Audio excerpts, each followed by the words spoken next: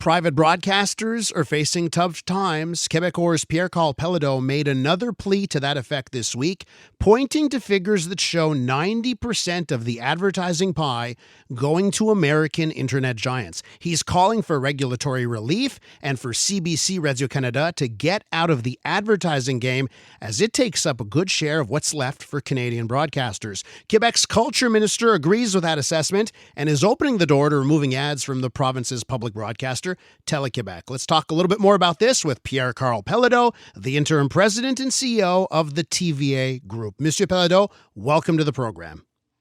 Yeah, thank you very much for your invitation. So how would you describe the current state of private broadcasting in Canada and Quebec specifically?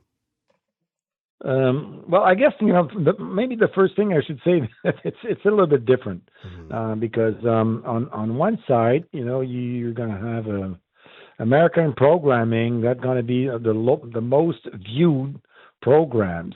In the English market in Canada, out of the 20 best audience that you will get, you will only find one that had been produced by a Canadian producer, which is completely the opposite on the French side. You're not going to have a lot of American programs other, probably than the Super Bowl or something like that. But all of them are being produced locally, with people that are involved in what we call the show business or things like this, personalities. So we've been in this situation for a while, and it's unfortunate to me. I guess that I'm getting old because I've been repeating it, many times now. But we're really facing a big issue, and the biggest issue is now that we're not able to produce shows, what we call séries lourdes, so scripted programs with personalities, which will be able to be financed by advertising. You mentioned it earlier, but now is worse than ever because obviously the market share of those social media and other GAFA had been there. On top of which now, as you probably know, also the streaming giants are there. Yeah. They're selling advertising. They're not taking audience anymore or just audience. They're taking also advertising revenues, which is the only source of revenue that private broadcasters have other than subscription. But I'm talking about the networks, television, TVA, which is free to air, and for which again the only source of revenue will come from advertising. We have this in front of us. On top of which also we have Radio-Canada, which has been financed with $1.5 billion a year, are still selling advertising. So they're picking in the market that we're the only one that we're looking for. Yeah, that's it. There's only a small part of the pie left for Canadian broadcasters, and then Radio-Canada is trying to take that piece, a share of that as well. But can I ask you, what do you say to those that don't have this sympathy? Those that say, you know what, it's digital world now, transitions, times change, suck it up. What do you say to that? Well, we're all aware about this. There's no issue. The thing is that we need to act accordingly, and in fact, this is what we're doing. We are also streamlining our programs. We have what we call over-the-top, services with the TVA Sport Direct or TVA Plus. So you can watch our program through the internet, but that will not change, the situation regarding advertising, on which because we hold a license that is issued by the CRTC, which is not, the situation where American programmers or American social media need to have. So we have this huge burden on top of us, which is not the same situation for American broadcasters. So we're already, behind, and then we're even more behind because we have, those conditions that we need to money that we need to pay, reports that we need to fill, for all those, significant amount of bureaucracy that we're facing. So this is why, we're repeating it. And we should try to make it, easier for broadcasters or local broadcasters that are creating value. People work in this environment, which I don't know. I'm pretty sure that the amount of money that those American programmers are delivering to our economy is minimal, not to say completely inexistent. We're with Pierre Karl Péladeau, interim president and CEO of the TVA Group, and we're talking about television and broadcasting in this country. Let me ask you about this, right? And there have been measures brought in by the government, right? The Liberal government, they have tried laws and regulation. That's been their way of helping. Tax credits. I think they're even promising even more tax credits on the news side of things for public broadcasters.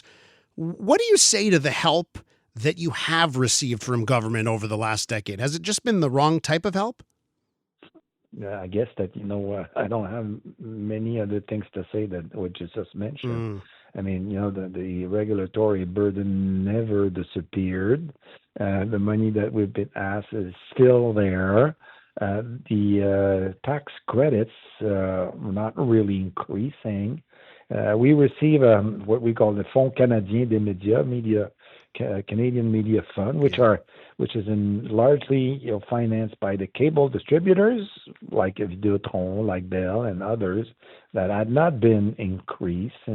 So we don't see anything. And on top of which, there's reports and reports and reports. The Yale report, I think, was issued 5 to 6 years ago. And now, the Ministre du Patrimoine, so Mark Miller, just mentioned, 10 days ago or something like this, that he's looking, to get another advice council, to look at this. But it's been done before. Yeah.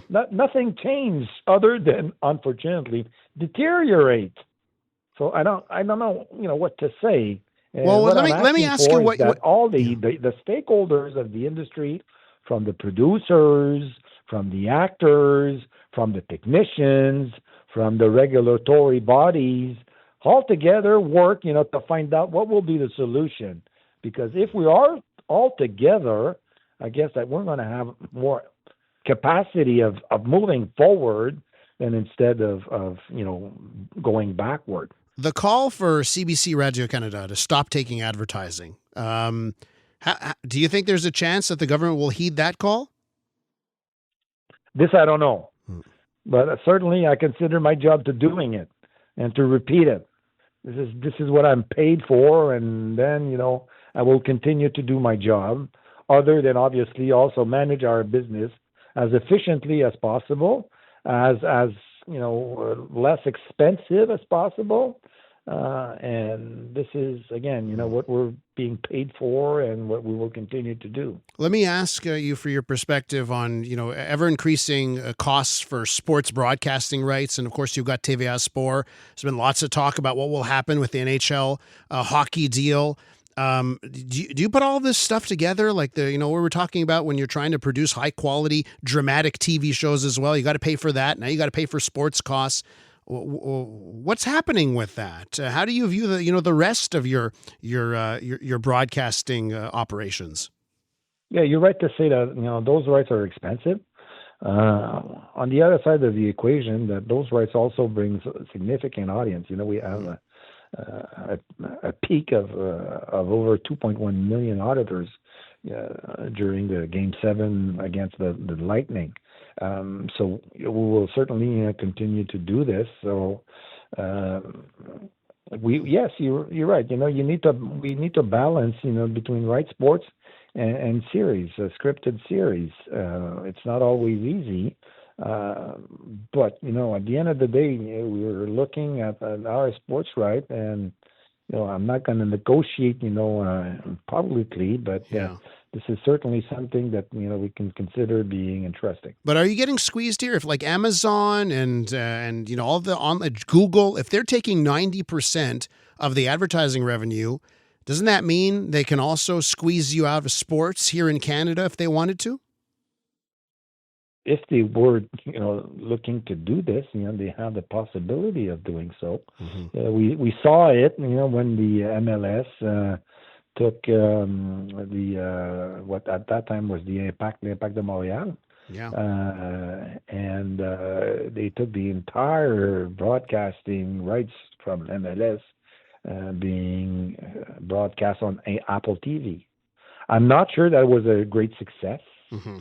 Great success for Apple and a great success for the MLS. We have certainly, on our side, because we have a still large audience, we have the capacity to retain and being available at the most largest audience. And at the end of the day, yes, it's money for rights, but what's money if you do not have audience? Because you need, to pay for this, pay for that, pay for this, pay for that. And that's a dangerous game that sometimes, sports rights are playing. I guess that today, broadcasters or rights holders understood the situation and are clearly going to have a kind of a balanced proposal. Monsieur Péladeau, we do have to leave it there. I want to thank you so much for your time. It's a pleasure. Pierre Karl Péladeau is the CEO and president of Quebecor. I'm Luke Wilson. Join me each week for Film Never Lies. Since retiring from the NFL, I've had a lot on my mind, and now I've got my own show. So if you're tired of lazy takes, if you want honest conversations, join us each week. Film Never Lies, available on all TSN platforms and the iHeartRadio app.